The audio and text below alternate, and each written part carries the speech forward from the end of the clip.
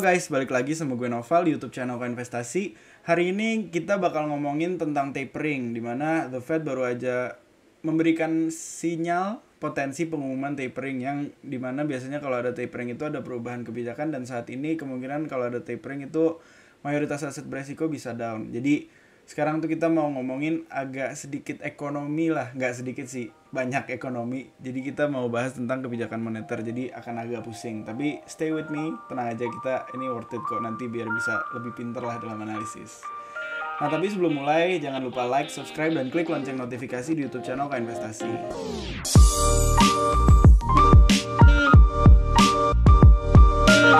Jadi sekarang tuh pasar lagi memiliki persepsi bahwa The Fed akan mengumumkan tapering, di mana sekarang tuh harga kripto dan mayoritas aset berisiko kayak saham juga lagi relatif koreksi karena adanya kemungkinan pengumuman tapering, di mana tapering ini muncul karena dalam minggu ini, tepatnya hari Kamis dan hari Jumat, akan ada dua event, yaitu yang pertama adalah rapat Komite Operasi Pasar Terbuka atau komite dari Bank Sentral, dan yang kedua itu hari Jumat adalah pidato dari Jerome Powell atau Ketua Bank Sentral Amerika.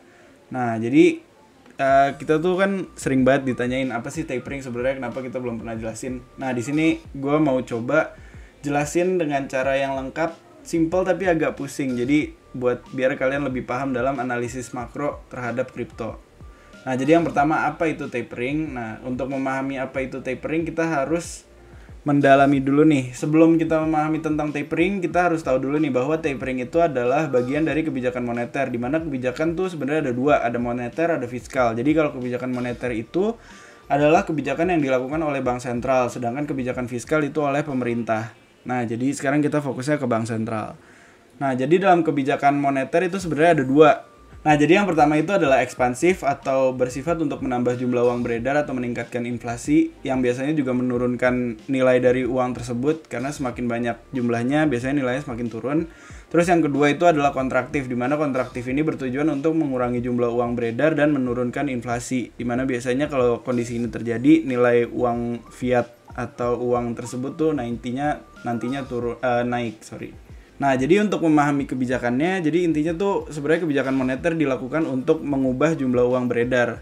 Nah, jadi untuk mengetahui kita harus tahu dulu mekanisme dan transmisi kebijakan moneter tuh kayak gimana sebenarnya. Nah, jadi di bagian ini nih bakal agak pusing nih, karena ini bakal lebih ekonomi banget lah. Karena tujuannya sebenarnya biar kalian tahu kebijakan moneter tuh gimana.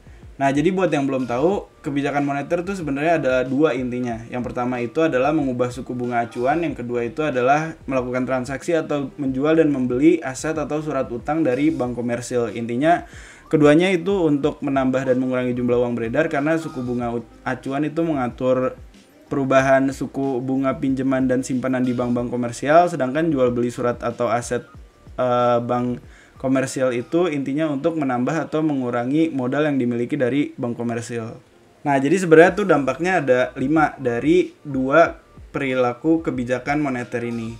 Nah, jadi kita bahas dulu yang pertama. Yang pertama itu dengan mengubah suku bunga acuan, biasanya bank sentral itu mengubah suku bunga pinjaman dan simpanan di bank-bank komersial. Jadi contohnya kalau di Indonesia, misal Bank Indonesia menetapkan suku bunga acuan baru, berarti suku bunga di bank-bank kayak BRI, BCA, Mandiri gitu-gitu itu tuh harus berubah juga suku bunga pinjaman dan simpanannya.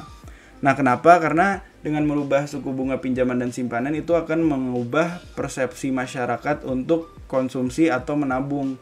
Jadi gini, contohnya misal dengan meningkatkan suku bunga acuan, berarti suku bunga akan naik. Jadi kalau suku bunga acuan naik, berarti suku bunga pinjaman juga akan naik, dan suku bunga simpanan juga akan naik.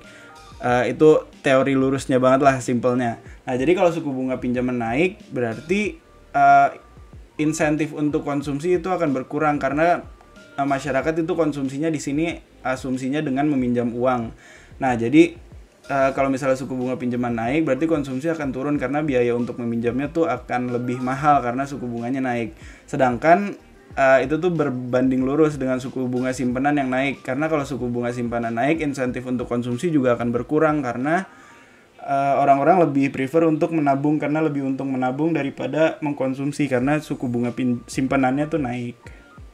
Nah, sebaliknya kalau misalnya suku bunga acuan turun kayak yang sekarang terjadi di perekonomian, kalau misalnya suku bunga pinjaman turun berarti insentif untuk konsumsi naik karena suku bunganya lagi rendah dan biaya untuk meminjamnya lebih rendah, dan berbanding lurus sama suku bunga simpanan yang turun, dimana kalau suku bunga simpanan turun berarti insentif untuk menabung itu berkurang karena lebih baik konsumsi atau mengalihkan uangnya untuk investasi di aset-aset lain.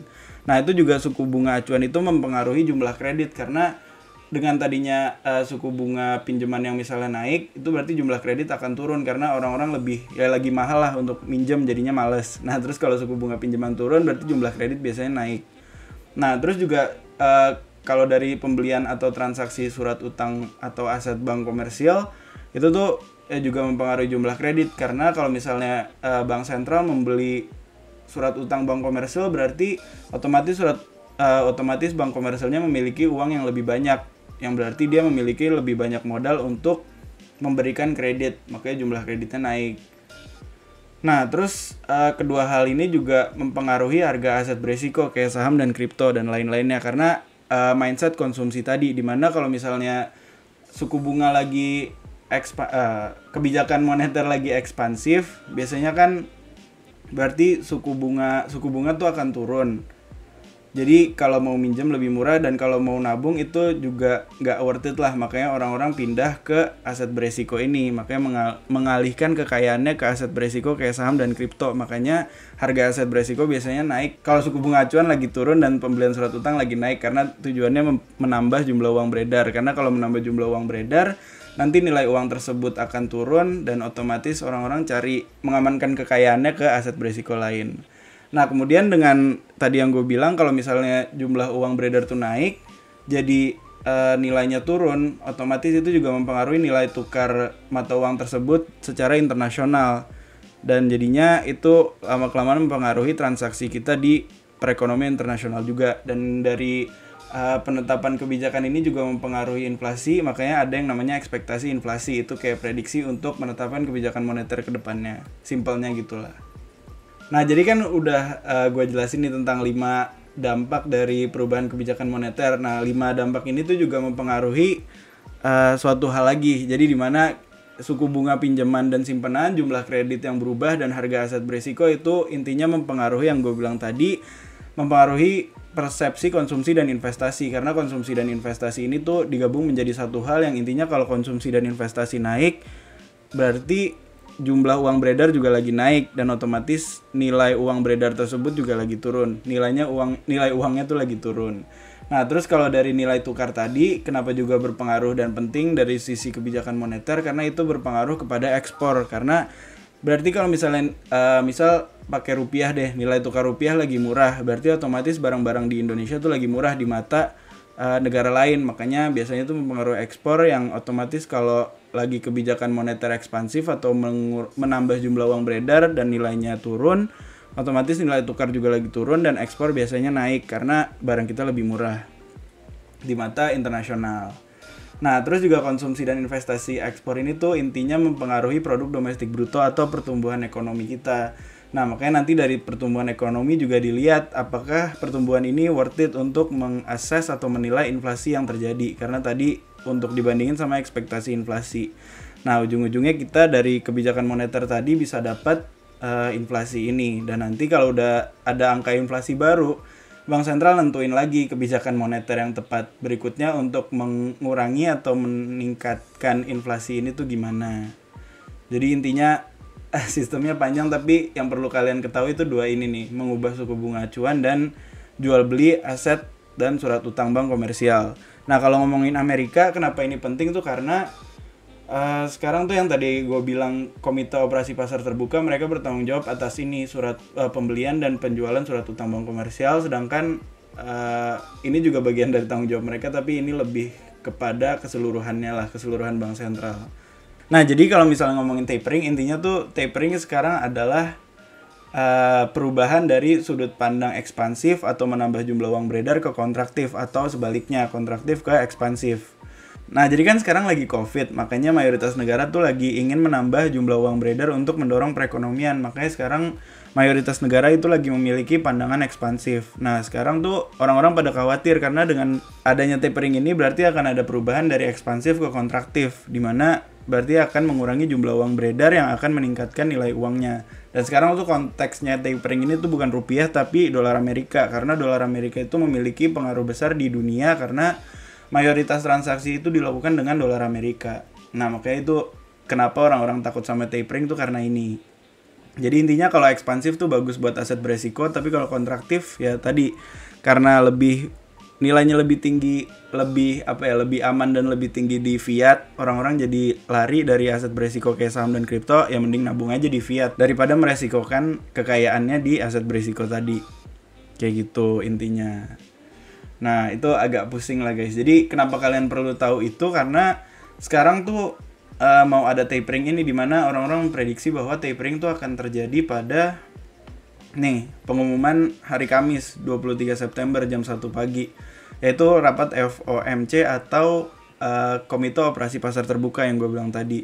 Nah, ini tuh mereka bakal bikin pengumuman tentang tapering ini kemungkinan, dan ini tuh akan dilanjutkan sama Jerome Powell di hari Jumat yang akan mengkonfirmasi kepastian dari tapering ini. Ini jam 9 malam. Kalau dari jadwal Forex Factory Calendar. Nah, jadi intinya kayak gitu, kenapa sekarang pada khawatir sama tapering tuh karena ya mau ada pengumumannya ini, dan sekarang tuh pandangannya orang-orang memprediksi bahwa dua kejadian tersebut akan membuat adanya perubahan sudut pandang dari bank sentral. Nah, tapi sebenarnya itu tuh nggak sepenuhnya nyata karena banyak yang memprediksi bahwa sebenarnya tuh akan terjadi tapering, cuma nggak terlalu signifikan. Karena ini misalnya salah satu analis juga menyatakan bahwa Goldman Sachs, ya itu salah satu perusahaan keuangan terbesar di dunia, tuh ngomong kalau intinya Komite Operasi Pasar Terbuka akan mengurangi pembelian surat utang, dan itu tuh ya intinya ingin memperlambat pertumbuhan uang beredar. Jadi dia melakukan taperingnya tuh pelan-pelan lah, kayak mengubahnya pelan-pelan, gak bakal langsung signifikan dia naikin suku bunga acuan atau langsung membeli langsung menjual bukan membeli lagi surat utangnya. Intinya buat dia nggak bakal langsung narikin jumlah uang beredar, tapi akan mengurangi pertumbuhan jumlah uang beredar. Nah, terus sekarang juga mulai pada memprediksi pernyataan dari Jerome Powell, karena sekarang beliau tuh udah mulai, pandangannya udah mulai kontraktif lah, karena ngelihat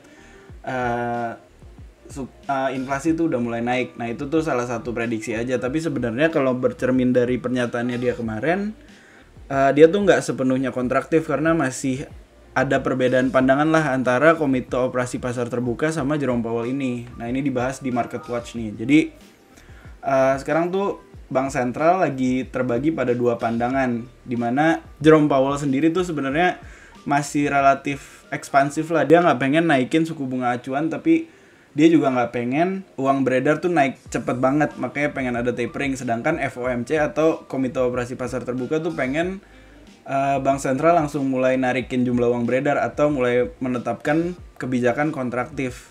Nah, makanya sekarang tuh lagi ada dua pandangan yang berbeda lah, dan diprediksi kalau misalnya sekarang tuh sekarang tuh akan ada titik tengah dari dua pandangan tersebut, dimana diprediksi bahwa Jerome Powell nggak bakal naikin suku bunga acuan tapi bakal melakukan tapering. Nah, ini dibahas di sini dan di artikel kita juga udah dibahas di bawah. Jadi intinya sekarang tuh Jerome Powell kemungkinan besar akan meminta Komite Operasi Pasar Terbuka untuk mulai mengurangi pembelian surat utang bank, yang intinya bakal mengurangi pertumbuhan jumlah uang beredar, tapi dia taperingnya bakal kayak gitu aja dan belum akan meningkatkan suku bunga acuan. Jadi intinya dia bakal mengurangi modal bank, tapi untuk pinjamannya itu sendiri belum akan dimahalkan kalau bercermin pada transmisi kebijakan moneter tadi. Jadi intinya ini tuh sebenarnya sentimennya nggak terlalu negatif banget, tapi dia akan mulai menuju ke kontraktif secara perlahan. Nah, jadi makanya orang-orang lagi pada khawatir. Nah, tapi balik lagi belum ada publikasi resmi, dan publikasi resminya kemungkinan baru akan disampaikan di jam 9 malam tanggal 24 September ini, hari Jumat. Karena balik lagi, walaupun FOMC atau Komite Operasi Pasar Terbuka punya pandangan sendiri, sebenarnya semuanya keputusannya tergantung Bapak ini. Ini dia, Bapak Jerome Powell. Jadi semuanya masih menunggu hari Jumat ini. Makanya kemungkinan besar tuh menurut gue pribadi minggu ini bakal agak sideways, relatif koreksi, Tapi ya intinya kalau misalnya ada uncertainty atau ketidakpastian gini, biasanya kan market mulai sideways. Dan sekarang juga lagi ada beberapa food, misal dari Binance. Terus juga sekarang kita mendekati kadaluarsa kontrak derivatif kuartalan, kayak futures dan options kuartal yang biasa dipakai retail tuh akan ada kadaluarsa. Bukan yang perpetual tapi yang tradisional yang punya waktu kadaluarsa. Nah biasanya akan ada settlement dan itu juga biasanya mempengaruhi pergerakan pasar untuk koreksi atau sideways. Nah makanya sekarang lagi banyak sentimen yang bikin uncertainty lah, intinya yang bisa bikin pasar koreksi. Tapi kepastian tentang the Fed ini dan tapering ini baru akan didapatkan di jam 9 malam tanggal 24 ini.